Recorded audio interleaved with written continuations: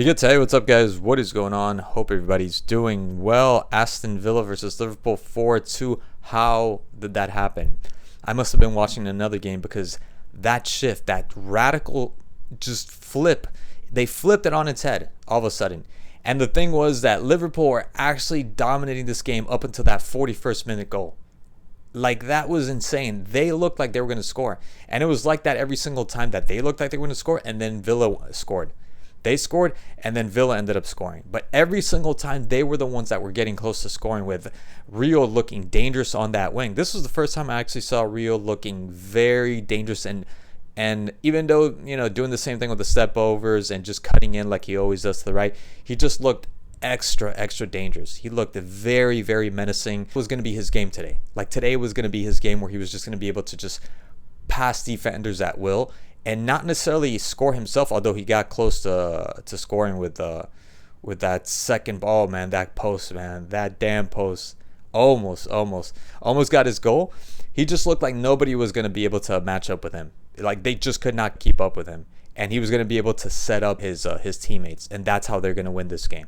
With the likes of him. Soboslai also from afar, because that beautiful strike from very, very far. Long range.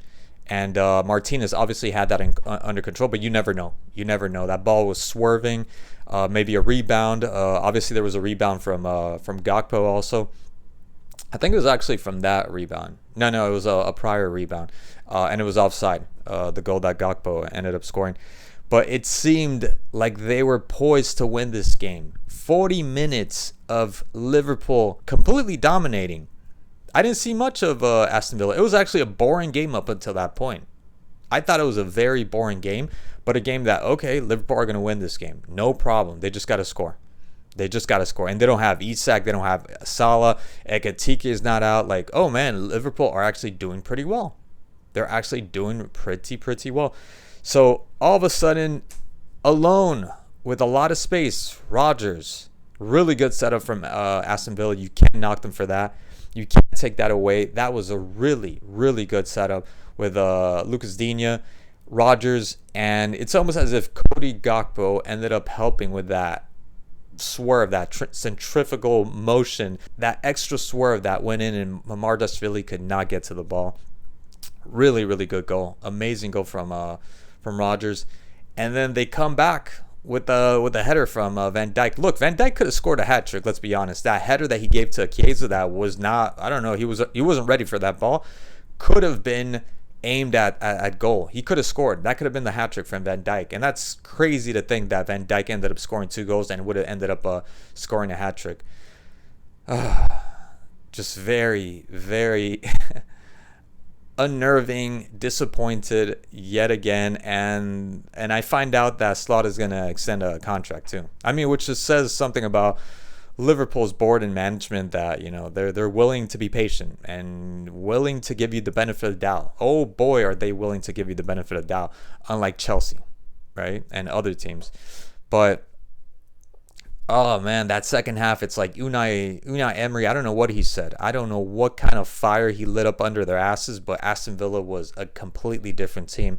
What an entertaining match that was. Come on. That was such a good match. And the goals, McGinn's goal, the last goal was, I did not expect that from McGinn, out of all people, to score a goal like that.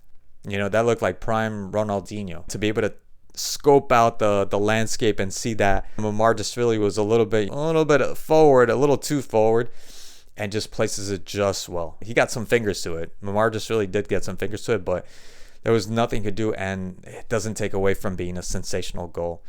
Look, Soboslai slipping, well, it happens, right? People are laughing because, it reminds them of it takes you back to the Gerrard days. And I don't think it was because of that they lost, obviously. I don't know where they lost that focus and concentration, and where Villa actually started to break out and started to have that winner mentality. I did not see anything in the first half from Villa to indicate that they were going to take this game and that they were going to play in that way in the second half. Nothing at all.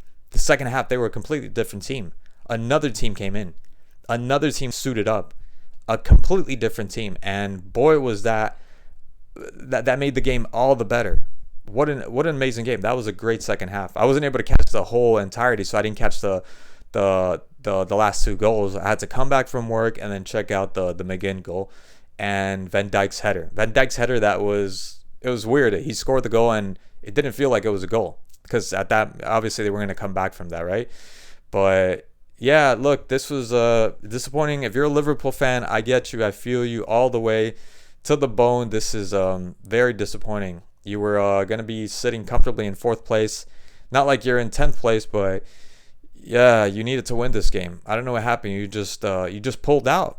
You guys pulled out when you had it all. When you were dominating, controlling this game.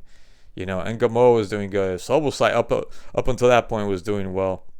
Gravenberg, McAllister, man, with that goal, the Watkins goal. The Watkins goal with the rebound. He's getting into a fight with Konza, and Konza's playing it cool. He's playing these head games. McAllister, dude, this season has been like very disappointing for McAllister. Look, there's a great player there. Last season when he just joined Liverpool was an amazing season for him. Talks of him going to so many other clubs already. Like in his first season, like he's gonna leave. He's gonna go to Madrid or something like that.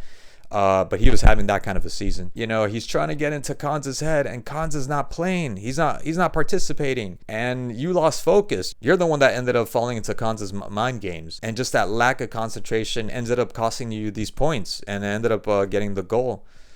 So, yeah, very disappointing. We'll see what happens. That's all I got to say about that. Thank you so much for watching, and I'll catch you guys in the next one.